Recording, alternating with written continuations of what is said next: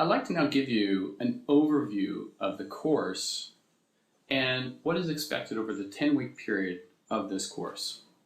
There are 27 lectures, and in those lectures we cover a very broad range of techniques and mathematical ideas in scientific computing.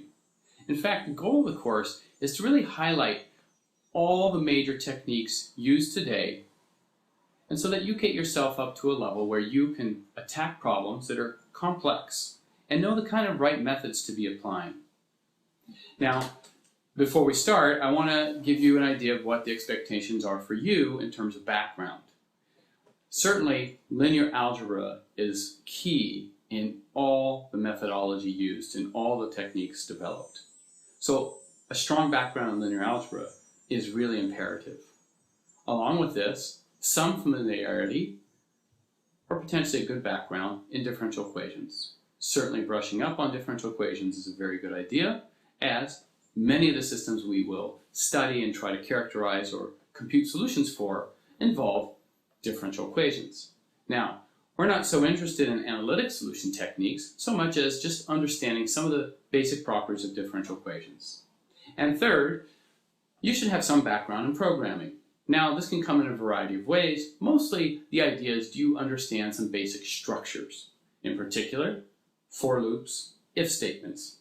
I think of those as the building blocks for making any kind of very complex code. Now, once you have that background in place, we're going to be using two major tools in developing almost everything we do for the course. First, a computer. Of course, that's kind of expected, scientific computing. So it's expected that you have access to a computer or a magic abacus in which you can do a Fourier transform on.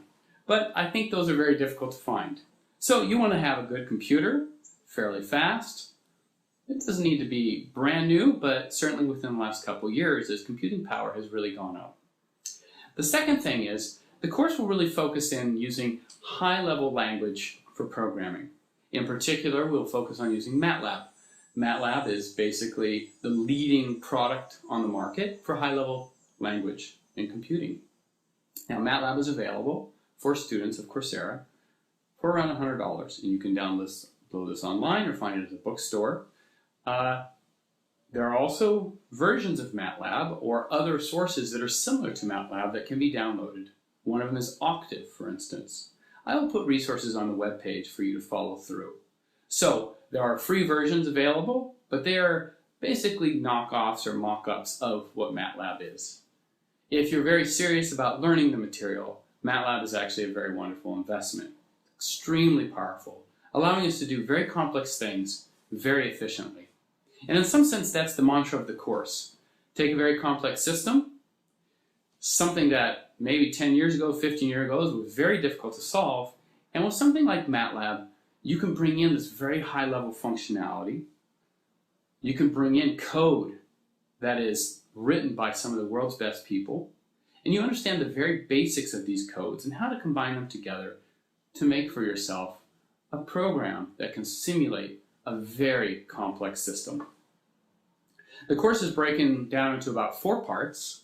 In the first part of the course, what we're going to cover is basically differential equations and boundary value problems. So, when we think about differential equations, oftentimes we've been introduced to them from the point of view of an initial value problem solving. So, you give the initial state of the system, some prescribed set of dynamics, and what is the future state of that system. We'll develop these techniques primarily because they pervade the rest of the course. Everything we do has something to do with how to time step into the future. Mostly because most complex systems is all about predicting the future state of the system. Once we have the initial value problem solved, we'll move on to boundary value problems. Boundary value problems typically prescribe some kind of domain in which you need a solution to exist, and you would like to figure out how to correctly prescribe the boundary conditions that are also self-consistent with the behavior in between those boundaries. Armed with those two methods, we'll move on to the heart of the course, which is partial differential equations.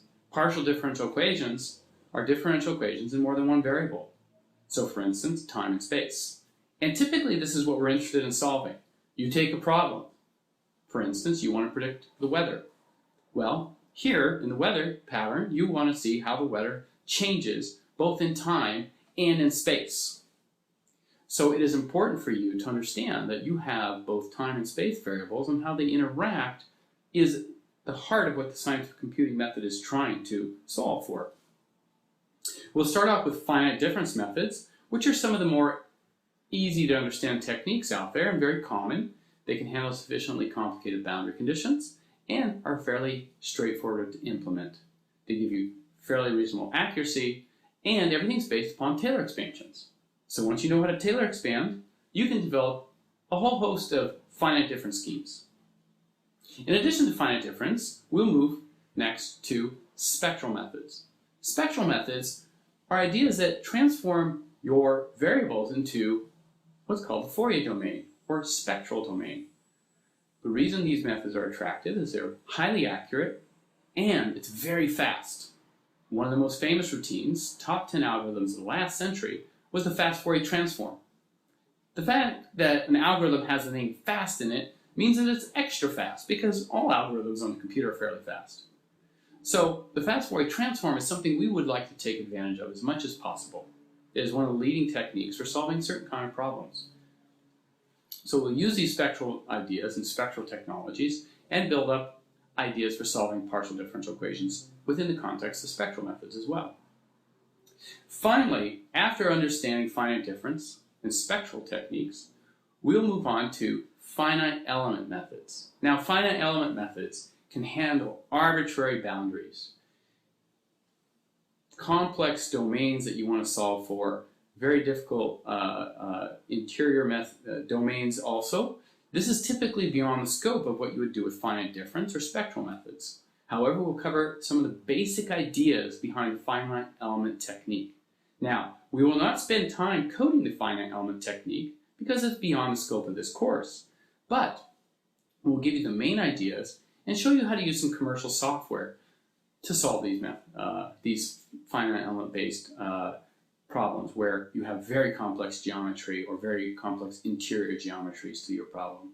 It's one of the leading methods when you have such complex geometries, but also typically tends to fall under commercial software development. Those are the major themes and ideas that we will cover. The idea is to mostly focus in on building code, getting code to work. That is where the assessment and the value of the course is. We are after using the techniques, implementing the techniques, not just knowing about how they work in theory, but then applying them in practice and solving complex problems directly on your laptop. So by the end of the course, you too will be able to solve very complicated problems and get yourself to a point where you can pretty much do research level problems. You will have the skills and techniques to do so. Not only that, you'll know about the major methods. You'll know what they entail, why you should use one method versus another, and basically have a good characterization of the strengths and weaknesses of all the key ingredients and key elements of these techniques, so that when you come to your problem or a problem you're trying to solve, you can come in, use these techniques, make an evaluation of the right technique to apply, solve the problem in a very fast and simple way through use of a high-level code like MATLAB, and produce a solution. That's the basic architecture of the course. Application, application, application.